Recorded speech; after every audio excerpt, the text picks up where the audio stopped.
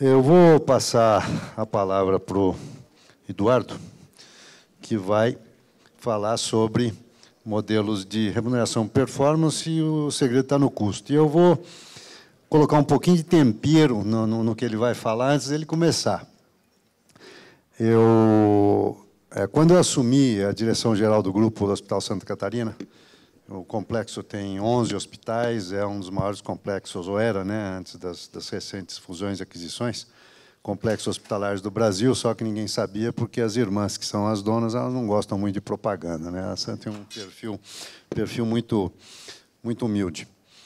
E nós tínhamos 2 hospitais que não trabalhavam com o SUS, que é o Hospital Santa Catarina em São Paulo, a Casa de Saúde São José no Rio, hospitais de referência nas 2 cidades e vários outros filantrópicos. Vindo da indústria, como eu vinha, uma das coisas que mais me chocaram foi a falta de conceito de custos que existiam nos hospitais. E eu fiquei mais pasmado ainda, porque, durante anos, a organização tinha recebido consultoria de custos de uma outra organização, que não era a sua, tá? Com conceitos errados e divergentes entre instituições, a ponto de nós não podermos, eu não conseguia comparar o custo de um parto do Hospital Santa Catarina com o custo de um parto da Casa de Saúde São José. Porque os conceitos aplicados eram diferentes. Tá?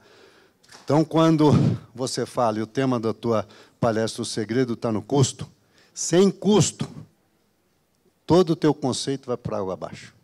Então, na base do custo, por favor, a gente está na expectativa da sua aula agora. Obrigado pela introdução, foi excelente. Roberto, me sinto muito honrado de estar aqui, estamos na mesa com o Bichuê, Renato Couto, muito obrigado pela oportunidade. E vamos falar um pouquinho, né? Realmente, eu tenho que defender isso há quase 30 anos na área de saúde, falando um pouco em custos, e considero realmente que, num processo de modelo de remuneração, custo é uma pedra fundamental para isso avançar e para ter negociações transparentes diante dos players que fazem parte do processo. Aqui, rapidamente, falando só um pouquinho da XHL, uma empresa de consultoria nova no mercado, mas trabalhamos hoje especificamente com a área, dando o nosso core business bem focado na área de finanças e controladoria em saúde, com clientes espalhados aí pelo Brasil inteiro, né? Hoje a gente atua em todo o território nacional, desenvolvendo essas metodologias, custos, orçamento, projetos de viabilidade, que é o nosso foco principal.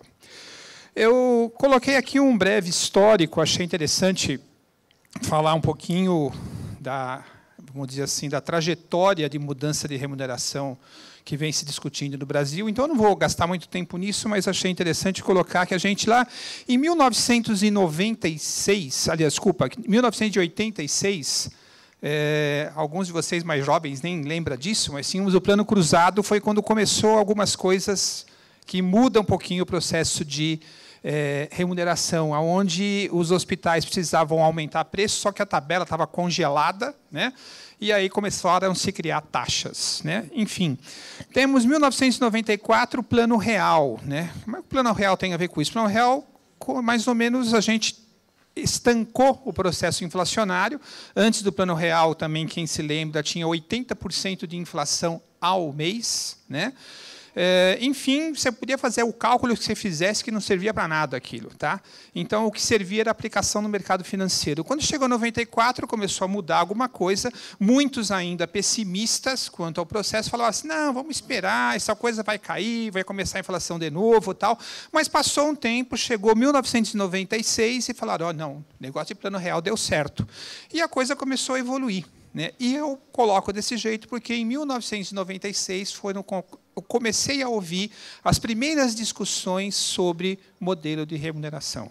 Tá? Foi mais ou menos nessa época que eu comecei, em 97 especificamente, a fazer trabalhos de que migração de margem, de aumentar a diária, diminuir os ganhos em cima do Bradesíndice, da Simpro, e isso vem sendo discutido ao longo desse período. 1998, a Lei 9656, e 2003 apareceu um negócio aí que foi rechaçado, né? Começaram a falar de managed care. tá? Que era um sistema de remuneração que envolvia os médicos, começou nos Estados Unidos e aqui aquilo foi totalmente rechaçado e não pode falar disso até hoje, que é um tema aí que fala, olha, isso não tem nada a ver, enfim, mas foi uma das primeiras discussões que começamos no Brasil. 2009, a resolução CMED, né? Ou seja, não pode mais ter lucro em cima de materiais e medicamentos. Aí começou também a fazer um barulho no mercado. E, novamente, modelo de remuneração discutindo. Agora, mais recentemente, no ano passado, né, 2018, a CMED voltou, teve uma outra liminar e está hoje aí, assim, estacionada. Mas também se discute isso. E, logicamente, que no modelo que é hoje, se a gente manter a instituição sem ter lucro em Matimed, todas as instituições do Brasil quebram. Não tem como, que só se ganha no Matimed hoje em dia. E, por isso, se discute o modelo de remuneração nesse sentido. Em 2010, a ANS, né, procurou aí reunir prestadores de serviços, operadoras, e começaram a discutir modelos de remuneração, e saiu esse quadrinho. Alguns de vocês já viram isso, até se entrar no site da ANS, naquela época, em 2014. Ah, então vamos fazer um modelo onde eu tenho o evento hospitalar, se for se for paciente clínico, vamos para uma conta diária global, se for paciente cirúrgico, vamos fazer um procedimento gerenciado, que, na palavra vulgar, o pacote. E aí a coisa foi seguindo. Mas aí eu digo para vocês, mudou alguma coisa? Não. Eu diria que até 2014, aproximadamente, não mudou quase que nada. Não vamos dizer que nada, que eu estaria exagerando, mas quase nada. Pouquíssimas alterações. Porém, 2014 chegou a crise. Né? 2014 nós começamos... e por que não mudou antes disso? Porque o sistema estava crescendo. No ano 2000, nós tínhamos 30 milhões de beneficiários na saúde suplementar. Em 2014, 57 milhões de beneficiários na saúde suplementar. Tá? Ou seja, 52, desculpa. Ou seja, foi num aumento gradual. Ora, para que eu vou mudar se está indo em crescimento? 2014 para cá, a coisa mudou. Começou a diminuir. Né? Ou seja, de 52 milhões de beneficiários que tínhamos em 2014, aproximadamente, hoje estamos com 47 milhões. Né? Ou seja, tivemos uma perda grande de beneficiários. E também um gráfico que vocês conhecem bem, nós temos aqui o custo, a inflação na saúde e a inflação corrente no país. A inflação na saúde sempre quase 3 vezes superior à inflação corrente. E aí o que acontece? Isso impacta nas empresas. Quem é o maior hoje financiador do sistema de saúde suplementar? São as empresas. Aí, como é que está? Né? As empresas conseguirão subsidiar o benefício? Por quê? Ora, 2014, 11% da folha de pagamento era participação de plano de saúde. 2019, 14%. 2024, se estima, isso aqui é de uma empresa que cuida de benefícios, chamada Towers Watson, tá? 2024, 17%, e se continuar nessa mesma toada, sem nada acontecer, 2034, 26% do custo de pessoal é plano de saúde. Ora, será que a empresa vai conseguir continuar pagando tudo isso? Né? Então, um pouco desse alerta que se faz, ou seja, as coisas estão mudando. Né? E aí eu coloco quais são as realidades hoje em dia. Né? Então, hoje continua a conversa sobre modelo de remuneração, mas o cenário mudou. Hoje nós temos a receita per capita dos hospitais reduzindo. Né? Os próprios hospitais da ANAP, o EBITDA está reduzindo. Se vocês pegarem o observatório ANAP de 2017, o EBITDA está por volta de 20%. O último, agora, 2018, 15%. Né? Ou seja, eles estão ganhando menos. Né? Os hospitais estão se adaptando. Tinha hospital ANAP, que eu conheço, que não tinha enfermaria. Começou a perder cliente. Pá, abriu enfermaria. Recuperou os clientes? Recuperou. Só que o ticket médio diminuiu. Ele tem que trabalhar mais, né, para ganhar. Ou seja, operadoras que desenvolveram os planos com valores menores, médico de família, atenção primária, as Unimedes trabalhando muito nisso, a própria Mil, vocês viram mais recente propaganda na televisão de médico de família. Nós temos proliferação de clínicas populares, né? Ou seja, em todos o país quase nós temos clínicas populares de todos os lados acontecendo bastante. E ascensão de planos de saúde, planos de baixo custo, e também muita verticalização. Continuando nessas mudanças, o que vem acontecendo? Até pegando o gancho do nosso professor Renato aí, muitas alterações. Unimed Vitória, por exemplo, já tem implantado há uns 4 anos, se eu não estou errado, diária semiglobal, né? Ou seja, todo o MatMed colocado dentro da diária. Unimed Porto Alegre tem um ensaio DRG com o Hospital Mãe de Deus. Tá? Nós temos lá, era 5 procedimentos. Aumentou, Renato? Ou continua nos 5 procedimentos ali? Não, né? Mas tinham 5 casos que eles faziam DRG, continuam, né, mudando um pouquinho esse processo. Federação Unimed de Santa Catarina fez uma migração, ou seja, foi um trabalho que eu tive a oportunidade de participar, diminuiu o ganho no MatMed, quase zerando, e aumentaram bem o valor das diárias, né? Hospital de Referência em Oncologia, em São Paulo, nós estamos apoiando ali uma negociação por bundle, tá? Onde a gente estaria incluindo todo o processo, né, o episódio dentro do processo do bundle, que eu vou mostrar depois para vocês rapidamente como é que funciona isso. Unimed BH, o Dr. Renato já falou, um pagamento por performance, né, iniciativa junto às cooperativas e prestadores. A Mil e Sírio-Libanês, né, fazendo um sistema de remuneração, que é o orçamento ajustado. Tá? O Hospital Oswaldo Cruz São Joaquim, não o Oswaldo Cruz inicial, mas eles tiveram um outro agora, que é o São Joaquim, ele não tem lá conta aberta, somente remuneração por tratamento por protocolos. Né? Então, muitas alterações do sistema que a gente não via, e continua ainda. O Bradesco adota o atendimento primário, atender o paciente com o método já conhecido de médico de família, o programa Meu Doutor.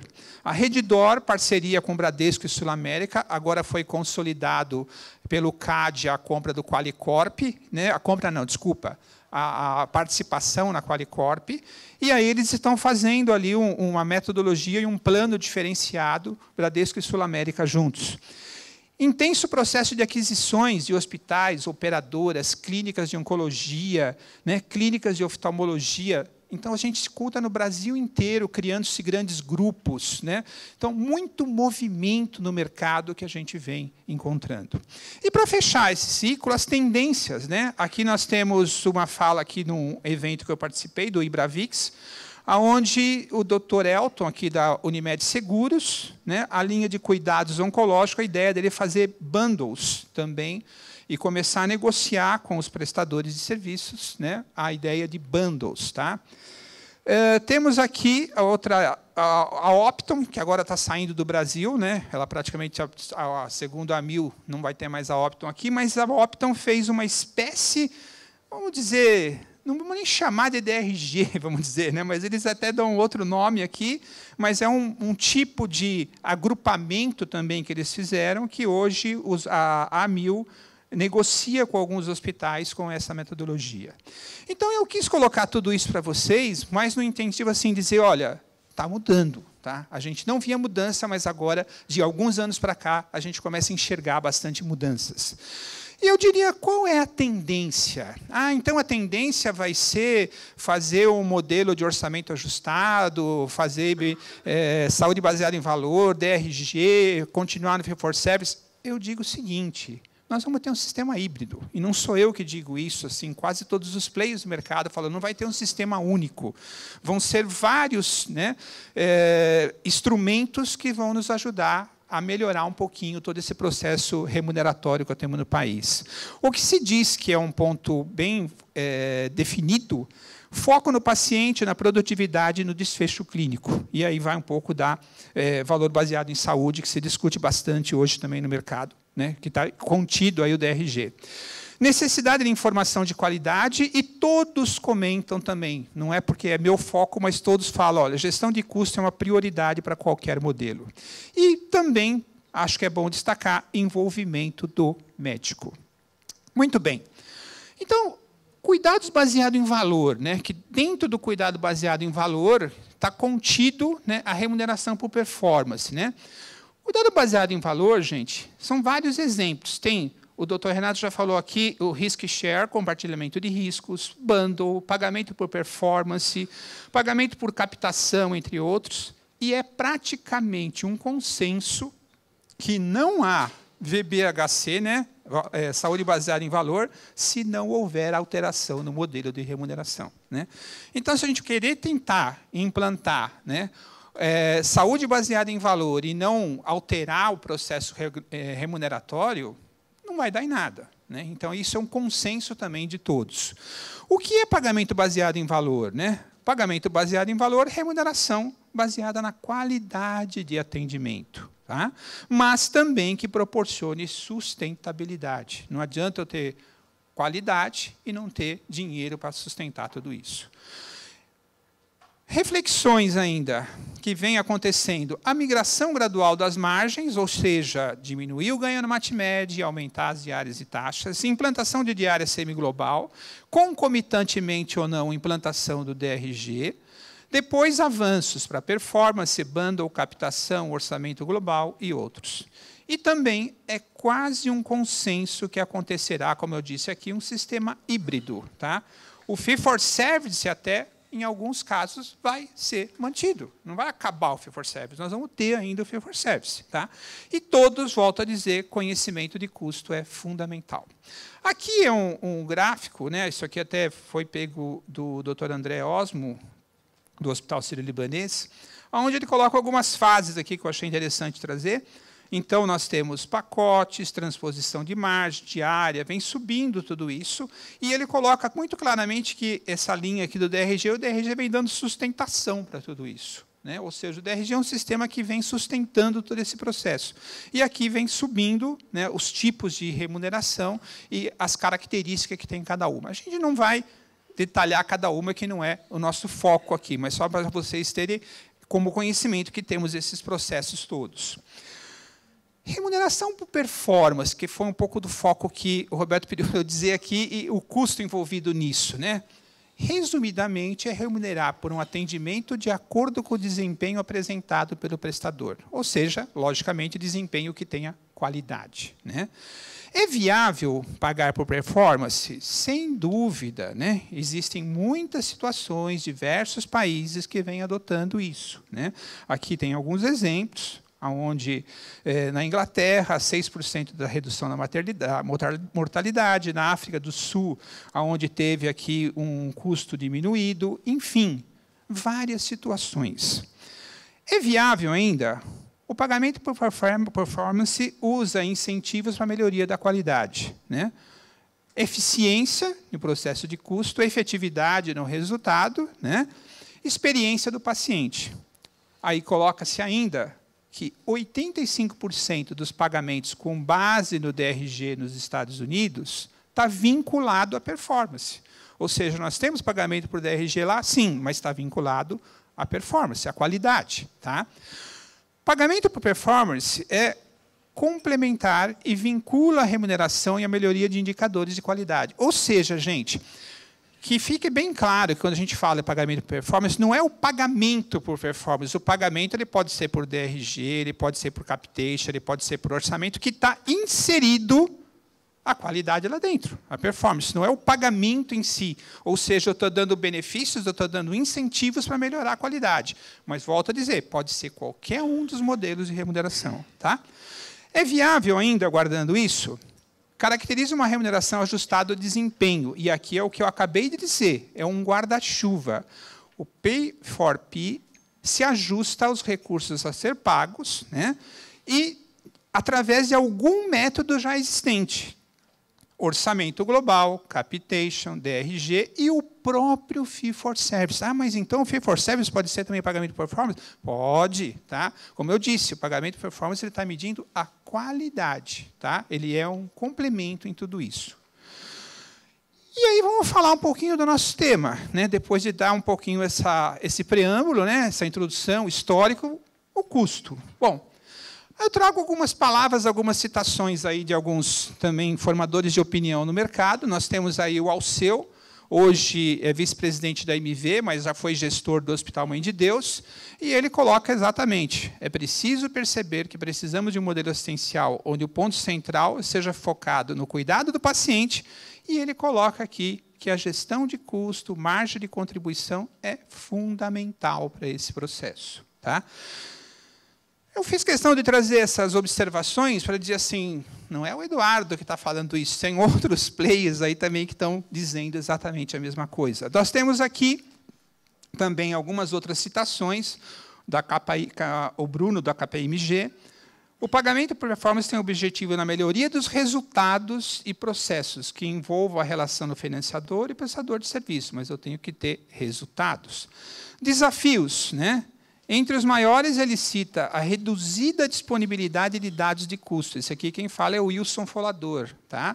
Eu tenho pouco custo, é o que ele diz. E como o Bichot falou também, a gente tem que evoluir muito ainda em custos. Né? Temos muito fraquinho ainda, eu diria, no Brasil. E até, eu diria, no exterior. Não é só o Brasil, não. Tá? Para termos um sistema de saúde sustentável e baseado no valor, para um paciente, precisamos equilibrar o tripé. Né? Ou seja, custo, que devem ser adequados, satisfação do usuário e qualidade. Né? Esse tripé que a gente tem que pensar quando se fala em saúde baseada em valor. Tá? E aí vamos focar um pouquinho mais o tema. DRG e custos também. Né? Dados codificados, não vou repetir o que o Dr. Renato colocou e muito bem, né? Mas quais os custos envolvidos nos níveis de severidade? Né? Eu, às vezes, fico pensando, né, nessa minha carreira na área de saúde, se tentou bastante pacote no passado. E o pacote não deu certo. Tá? Tem algumas situações, uma ou outra ainda, que ainda vinga, mas não deu certo. Um dos motivos que não dava certo era exatamente o exemplo que o Dr. Renato colocou muito bem. Vou colocar um procedimento, uma patologia, que eu vou pagar 2.000 para ambos, só que eu estou fazendo uma patologia num paciente idoso, com diabetes, hipertenso, e estou fazendo a mesma patologia para um outro paciente sem nenhum problema. Ora, e os dois eu vou receber 2.000? Então, com o DRG e essa classificação de severidade, no meu ponto de vista, trabalhando com custo, eu diria que isso vem amenizando muito todo esse processo, porque eu vou poder fazer uma colecistectomia, uma herniorrafia, uma apendicectomia, uma artroscopia de joelho, mas eu ter valores diferenciados. Ou seja, dependendo da severidade daquilo, eu vou ter uma é 1.000, outra é 2.000, outra é 3.000, outra é 4.000. Né? Então, isso vai facilitar bastante. Mas, por outro lado, eu preciso conhecer todos esses custos. Conhecer as equipes médicas que estão trabalhando com isso. Definir padrões, definir protocolos, né? Definir condutas de trabalho. A média de permanência, que foi bastante discutida aqui, é uma referência do DRG, né? E qual o custo da diária? O Dr. Renato trouxe um exemplo lá, 1.000. Bom, mas e no seu hospital? E no seu hospital, quanto é a diária? Né? Para a gente poder ter uma referência disso. Quanto que eu estou economizando ou quanto eu estou desperdiçando? Né? Então, qual o preço, caso uma negociação por DRG? Para fazer o preço, preferencialmente, eu tenho que conhecer o custo, principalmente numa nova negociação. Premissas, como controlar e gerenciar custos sem conhecer. Né? Então, eu já tive situação que você vai numa instituição e fala, a gente está fazendo uma campanha para reduzir custo.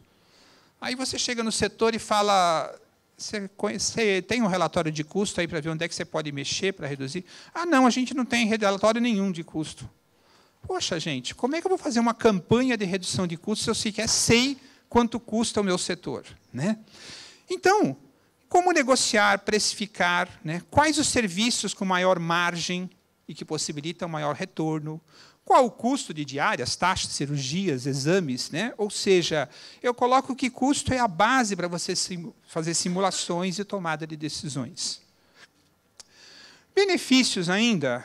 Base para a formação do preço de venda, apuração do ponto de equilíbrio da margem de contribuição e custo nos dá a possibilidade de conhecer os resultados, vou mostrar alguns exemplos também aqui, por especialidade, por procedimento, por severidade, por DRG, por médico, como eu quiser. Basta eu ter uma base de informações que me possibilite tudo isso. Né? Outra observação que eu faço, né, como implantar e qual o sistema? Né? E aí eu vou citar um pouquinho o Porter e o Robert Kaplan também. Né? Eles defendem, e com toda a propriedade, já assisti palestras, gosto, defendo, já li livros, enfim. Saúde baseada em valor, o objetivo é ampliar o valor do paciente na escalada de custos. Muito bem. Né?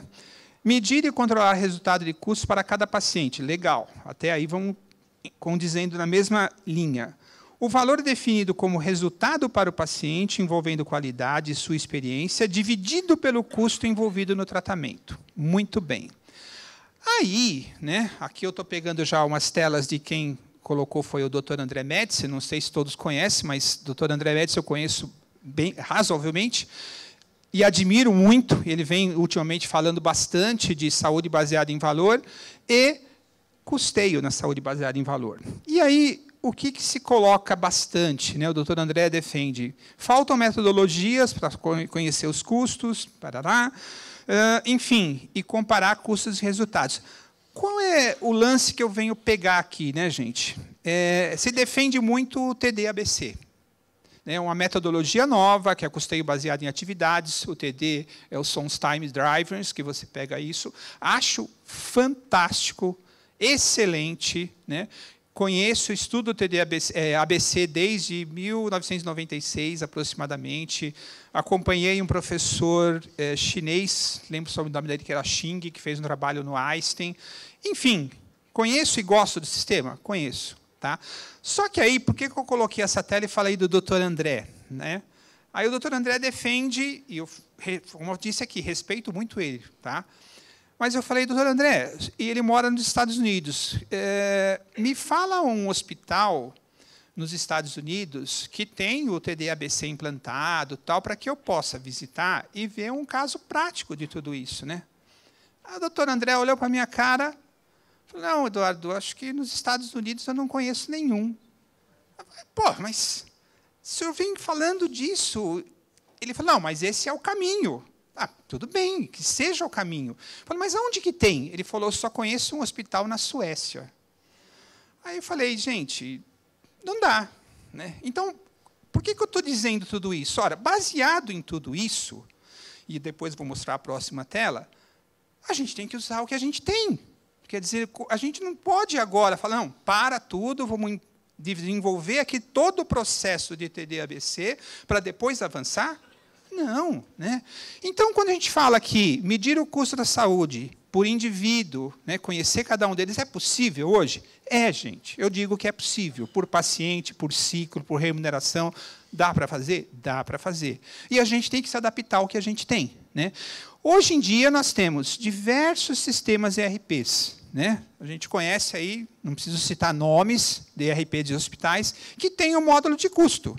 Ah, mas dá para fazer as coisas com aquele módulo? Dá, gente. Só tem que ser bem alimentado, bem gerenciado, que você vai ter um monte de informações. Um monte de informações. Agora, se simplesmente a informática for lá, o cara da empresa de ERP, com todo o respeito, conheço eles, são meus amigos também, treina você a usar o sistema. Ah, Thaís, sabe usar o sistema? Sei. E você pensar que isso está pronto? Longe disso.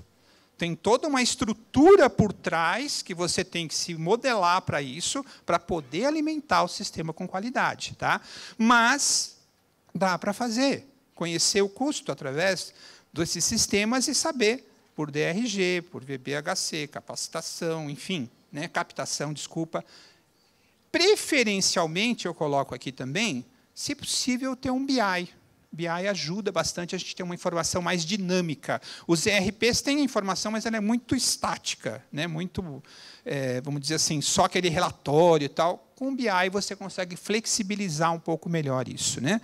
Mas tem que ser um sistema bem estruturado e confiável. Tá? Então, essa é a ideia dessa tela. Quer dizer, existe todo um dogma de falar, olha, tem que ser o TD-ABC. Não é bem por aí. Perto do que eu falei, nem os Estados Unidos faz assim, né? Está lá na Suécia. Então, a gente tem que usar o que nós temos. E vamos usar o que a gente tem. Tá? Se a gente tem isso, vamos se adaptar a isso. Então, né, portanto, aproveitar o que tem no mercado, né, e usar o que a gente efetivamente tem. Requisitos, eu diria, para um custo bem adequado. Temos que envolver o gestor. Não pense vocês que vamos fazer custo na área contábil, na área financeira e resolver tudo. Não, tem que envolver o médico, a enfermeira, tem que envolver a pessoa da lavanderia, da nutrição, todo mundo tem que ser envolvido. Outra coisa importante, tem que ter confiança na informação. Se você tem um sistema, mas você chega lá para a enfermagem do centro de saúde, está o relatório, ela olha para a sua cara, esse relatório está muito ruim. Né? Não dá, tem que ter confiança na informação. A metodologia, preferencialmente, como eu estou dizendo agora, ela tem que ser simples e comparável. Não adianta você ter uma metodologia, volto a dizer do mesmo lá, ABC, eu acho maravilhoso, gente. Mas, vou comparar com alguém? Não tenho com quem comparar. Tá? E é fácil de fazer? Não, é extremamente complexo para se fazer. Tá? Então, a gente vai fazer o que a gente consegue. Tomada de decisão é um propósito, custo é a base para simulação, negociação e tomada de decisão. E aí vamos. Por que o segredo está no custo? Horas, porque para você fazer uma boa negociação, gente, eu acho que tem que saber quanto custa. Né? Tem que ter dados consistentes, relevantes. Preferências por casos eletivos. Se a gente vai começar um trabalho, vamos pegar os casos eletivos, que tenha volume, né? Padrões e cuidados definidos, né? Ou seja, de preferência que seja padronizado. Então, aqueles casos mais recorrentes, que é fácil, como eu citei aqui, colecisteia, apendicectomia, até mesmo protocolos de oncologia, são casos mais simples, mas que a gente consegue padronizar. Preferência por possibilidade de avaliar a performance, ou seja, também que eu consiga fazer um envolvimento do profissional médico e também colocar a performance e envolver o médico nesse sentido. Né? Possibilidade de ajustes e riscos e apuração adequada dos custos. Né?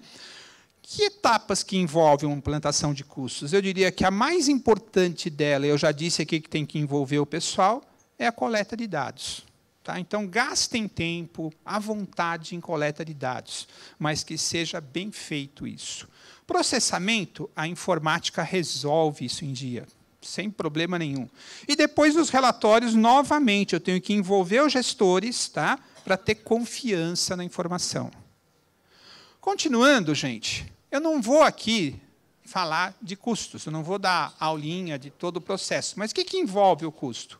Centros de custos divididos lá entre produtivos, auxiliares, administrativos, as classificações, diretos, indiretos, fixos, variáveis, os rateios que tem que ser feito, tá?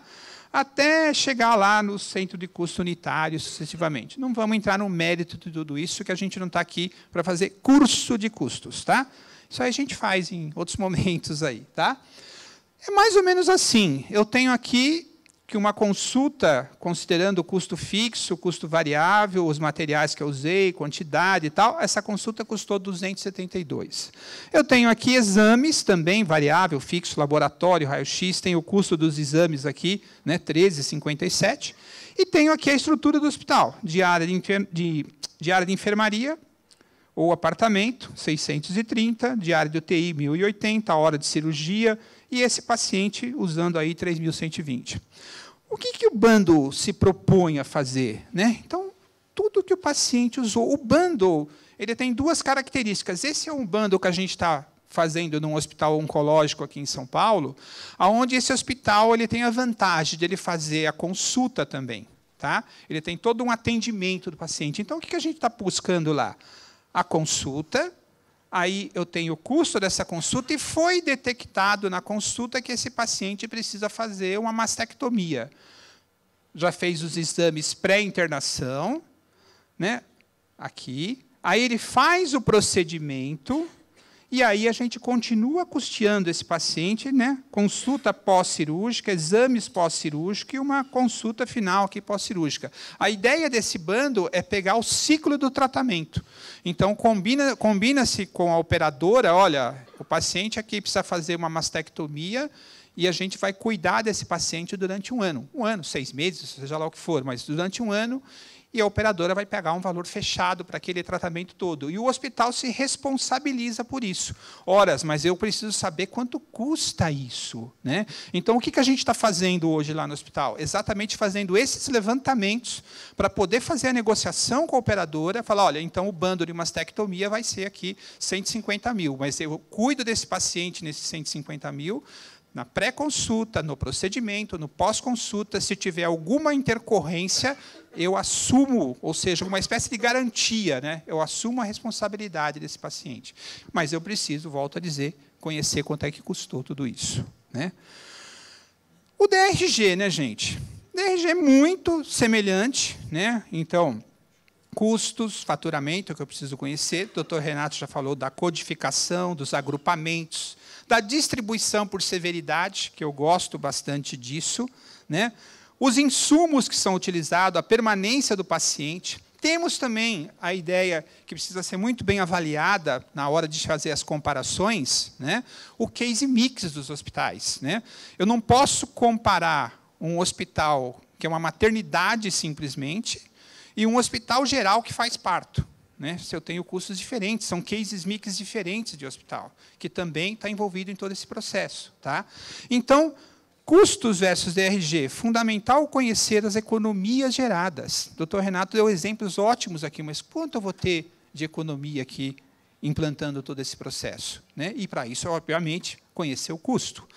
A gente, quando vai para o tratamento, sai da ideia de diárias, horas, exames, e vai para a ideia do que a gente até às vezes chama de produto, né? Qual o produto?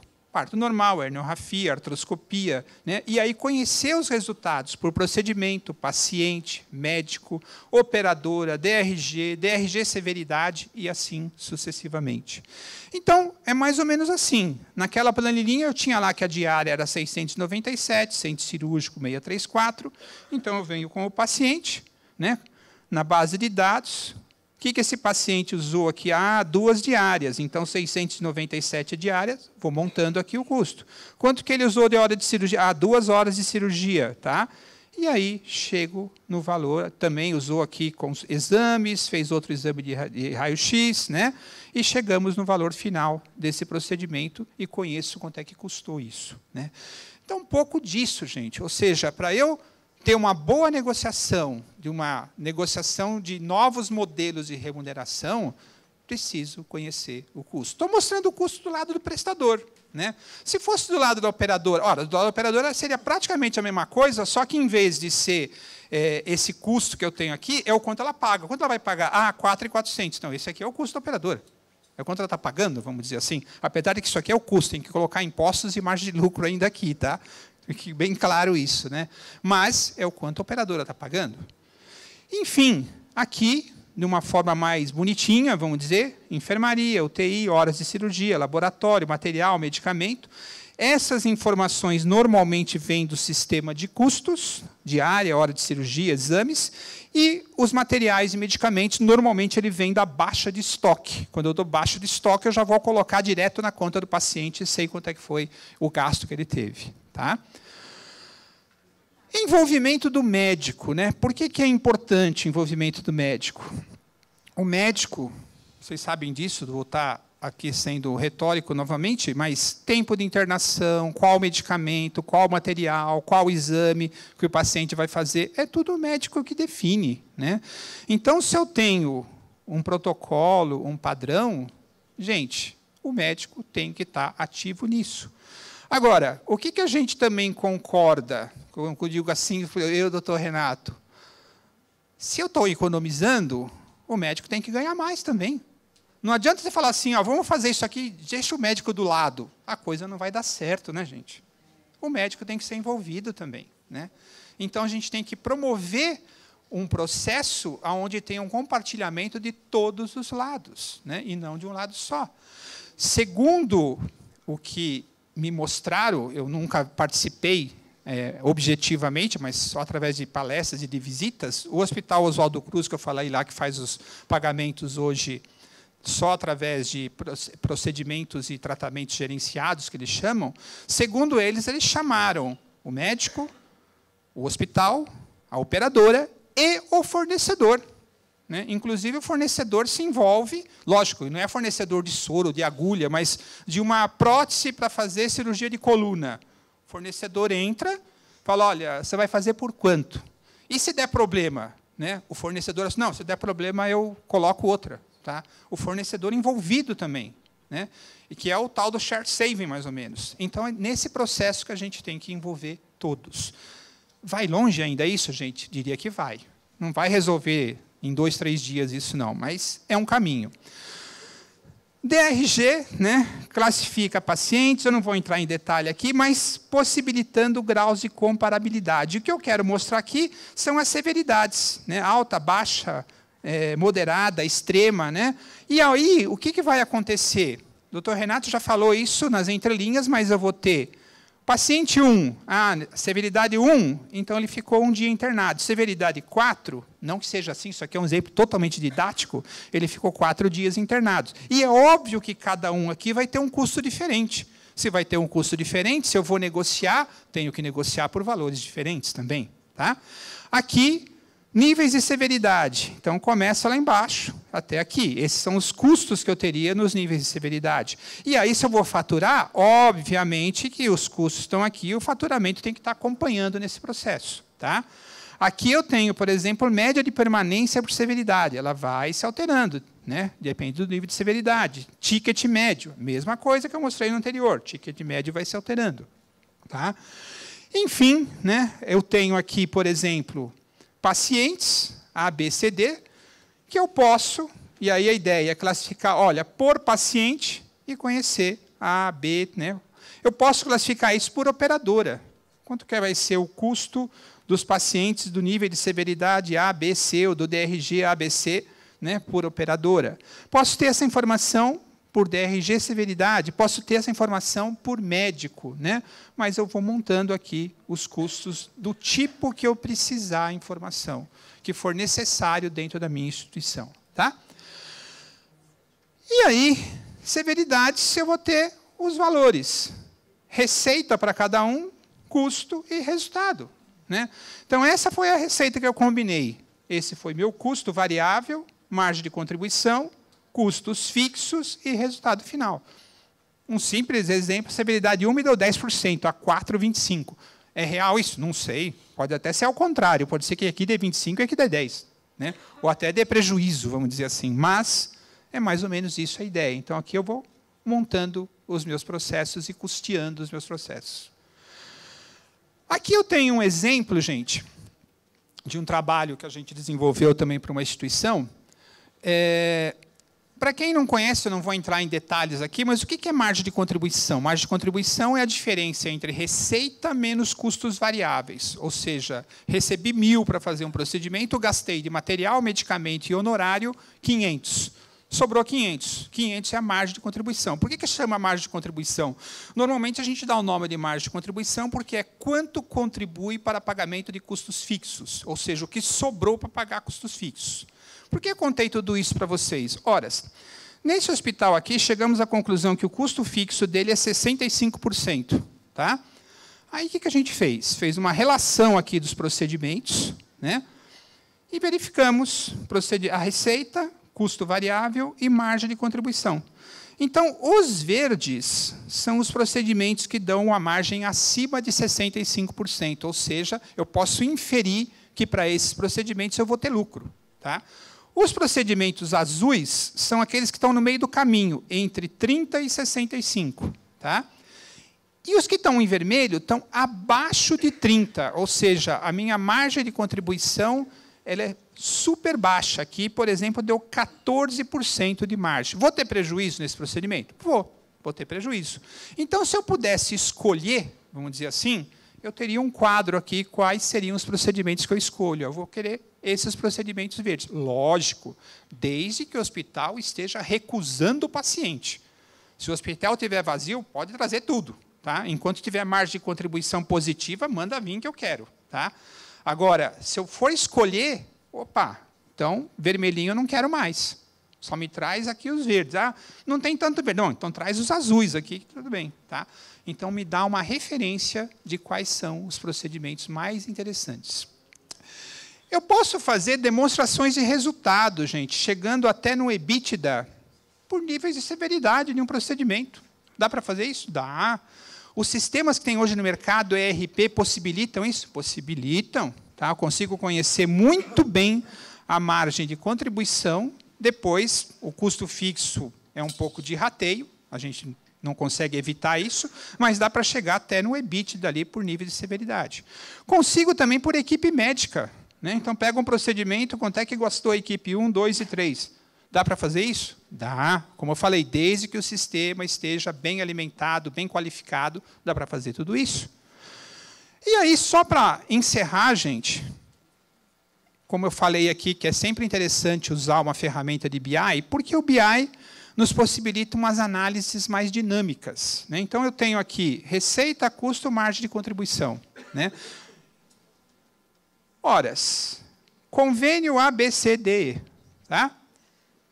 Eu quero saber o convênio A, o que atendeu aqui. Aí eu consigo abrir ali, né, o que eu atendi do convênio A, ginecologia, pediatria, tal. Ah, cardiologia aqui, quero saber o que foi na cardiologia. Eu vou lá e vou saber, valvuloplastia, marca-passo, tal. Ah, mas dentro dessa aqui eu quero saber o marca-passo, como é que foi. Aí eu abro por paciente, né? O que esse paciente gastou? Então, vou ver o paciente 1 aqui. Vou chegar lá, olha, o paciente 1 gastou esse material, órtese, prótese, parará. E aí eu conheço receita, custo variável e margem de contribuição. Poderia abrir ainda aqui, clicar no material e saber qual material ele usou. Parei por aí, porque senão ia ficar muito grande aqui também, tá? Mas são sistemas que a gente tem hoje no mercado que nos possibilitam uma flexibilidade, um dinamismo de análise que eu digo assim, dá para responder todas as necessidades? Eu diria que dá, todas as necessidades, tá? Com alguma limitação que eu teria muito mais flexibilidade no ABC? Sim, teria, mas eu não consigo chegar nele hoje. Mas dá para fazer tudo isso com o que a gente tem no mercado hoje? Dá. Tá? Isso são casos, aqui estão de forma teórica, mas são casos práticos que a gente já fez em alguma instituição. Tá bom? Enfim, gente. E outra coisa que eu gosto de dizer, quando a gente fala até do DRG, assim, envolvendo essa parte de custos que eu falei, de comparabilidade, o DRG também tem por objetivo, né, doutor Renato pode me corrigir se eu falei besteira, mas de fazer comparações também, de você poder ter referências. Pode ser uma referência interna, ou seja, com os profissionais médicos lá dentro, pode ser uma referência regional, sei lá, Belo Horizonte, Sudeste, né? E pode ainda até ter referências internacionais, né? Então, eu posso fazer um comparativo nacional ou até internacional, né? Como é que foi a média de permanência, horas de cirurgia e o custo de tudo isso, né? Então, isso possibilita, né, um caminhão de informações aí para a gente poder tomar decisões, para a gente poder flexibilizar um pouco o nosso processo e negociar com muito mais maturidade, com muito mais conhecimento para ter, vamos dizer assim, um desempenho melhor dentro das nossas instituições. Só uma frase final, né, do Peter Drucker, aí, que existem 2 tipos de riscos, aqueles que não podemos nos dar ao luxo de correr e aqueles que não podemos nos dar ao luxo de não correr, né? E eu acho que a gente vai ter que correr esse risco de fazer essas mudanças. Muito obrigado, gente.